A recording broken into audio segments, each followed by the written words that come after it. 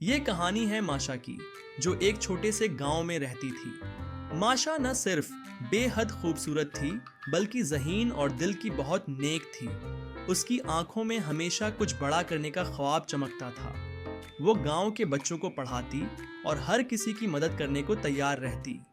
گاؤں کے قریب ایک گہرا جنگل تھا جس کے بارے میں کہا جاتا تھا کہ وہاں کوئی نہیں جاتا، لیکن ماشا کو ایڈونچر کا شوق تھا۔ ایک دن جب وہ اپنی پسندیدہ کتاب پڑھ رہی تھی، اسے ایک پرانی نقشہ ملا۔ نقشے پر ایک خفیہ راستہ اور ایک شاہی باغ کا ذکر تھا جس کے بارے میں کسی کو کچھ معلوم نہ تھا۔ ماشا نے فیصلہ کیا کہ وہ اس راستے کو تلاش کرے گی۔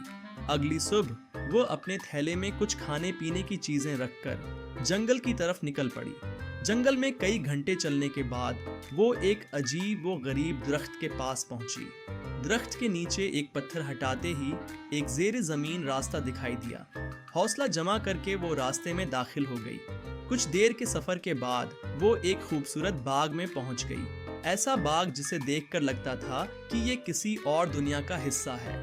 وہاں رنگ برنگے ہیں، پھول تھے، سونے کے چشمے بہہ رہے تھے اور ہوا میں عجب سی خوشبو پھیلی تھی۔ اچانک ماشا کو ایک نرم آواز سنائی دی، تم کون ہو اور یہاں کیسے آئے؟ ماشا نے پلٹ کر دیکھا تو ایک نوجوان کھڑا تھا، لمبا قد، روشن آنکھیں اور بادشاہوں جیسا رعب۔ وہ کوئی عام شخص نہیں لگتا تھا۔ میرا نام ماشا ہے، میں اس باغ کے بارے میں جاننے آئی ہوں، مگر آپ کون ہیں؟ ماشا نے حیرت سے پوچھا۔ میرا نام شہزادہ زارین ہے، میں اس باغ کا محافظ ہوں۔ میری سلطنت کو ایک جادوگر نے برباد کر دیا تھا اور مجھے قید کر دیا۔ صرف کوئی نیک دل شخص ہی مجھے آزاد کر سکتا ہے، شہزادے نے افسردگی سے کہا۔ ماشا نے بغیر سوچے شہزادے کی مدد کرنے کا فیصلہ کیا۔ شہزادے نے بتایا کہ اگر کوئی شخص باغ میں موجود سچائی کے پھول کو حاصل کر لے تو جادو ختم ہو سکتا ہے، مگر یہ پھول صرف وہی لے سکتا ہے جس کا دل خالص ہو۔ ماشا نے ہمت کر کے باغ میں سفر ہے کیا اور کئی مشکلات کے بعد وہ نایاب پھول تک پہنچ گئی۔ جیسے ہی اس نے پھول کو چھوا، پورا باغ روشنی سے بھر گیا۔ شہزادے پر سے جادو ختم ہو گیا اور وہ آزاد ہو گیا۔ زارین نے ماشا کا شکریہ ادا کیا اور کہا، تم نے نہ صرف مجھے آزاد کیا بلکہ میرے دل کو بھی جیت لیا۔